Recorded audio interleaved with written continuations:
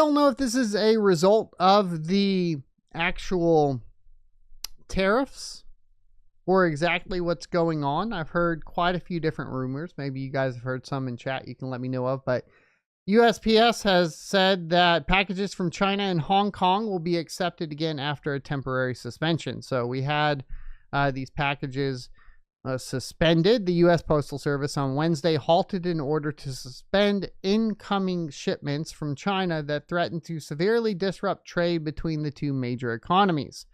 A day after announcing the suspension in the wake of President Trump's tariffs on China, the Postal Service said in an online update that it would continue accepting all international inbound mail and packages from China and Hong Kong posts. It added it was working to implement an efficient collection mechanism for the new China tariffs to ensure the least disruption to package delivery. Letters and flats were not included in the suspension, the Postal Service said. On Tuesday, Beijing announced it would counter Mr. Trump's new 10% tariff on Chinese goods with a retaliatory, there we go, tariffs of its own. China said starting next Monday, it would implement a 15% tariff on coal and liquefied natural gas products, along with a 10% tariff on crude oil, agricultural machinery, and large engine cars imported from the U.S. Mr. Trump's tariffs increase also eliminated a duty-free exemption for low-value packages coming from China. The de minimis exemption allows goods valued at $800 or below to come into the United States without paying duties or certain taxes. But it has faced scrutiny due to a surge in shipments claiming the exemption in recent years. U.S. officials pointed to the growth of Chinese-founded online retailers such as Temu as a key factor behind that increase, and Tuesday's halt had threatened to delay parcels for both companies from entering the country. U.S. officials have also said the growth in shipments make it harder to screen for goods for security risks. China slammed the U.S. suspension Wednesday, calling it an unreasonable suppression.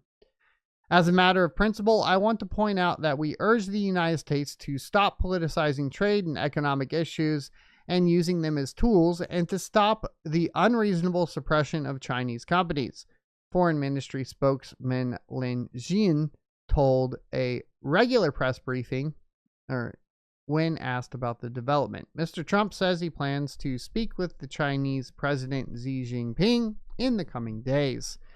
Now, I had heard that there was also worry specifically about dangers in the postal service, or basically dangers of shipments coming from China. I don't know if that is, conspiracy theory, fact, or any basis for it. This particular article, I guess, got changed as well since I opened it up earlier today. So how much, it is always funny when China, they'll basically force an American company to stop paying an individual for calling Taiwan a country. But then as soon as you put tariffs, they're like, this is against my freedoms. And it's like, it's all manipulative speech. And obviously, it's being politicized in return. The impact for crypto miners is going to be quite detrimental, seeing that we have no crypto mining manufacturing in the United States. We barely are starting to get off the floor with silicon manufacturing at all. It's going to increase the upstart costs for cryptocurrency mining. I would presume that eventually that does trickle down to older and used units, depending on where we go with this particular cycle. We will have a war over Bitcoin. That is clear that is a brewing. There's going to be a hashing war eventually, and there's definitely going to be a supply war. Right now, if you look at it from a strategic perspective, I think that the U.S. and the Trump administration with looking at a Bitcoin reserve is focusing on the supply war. However, the real war will be on the hash powers. And I think China has a massive advantage in that. And we may end up in a position where, you know, we really are talking about not letting China have more than 51% of the network. Oh, I don't know where Jason Lowery is, but he definitely needs to be notified, and he needs to be on these advisory boards. You know, some good news coming out of the administration early on was that we were going to see lowering energy costs. That would stimulate the mining economy, and we need to see that.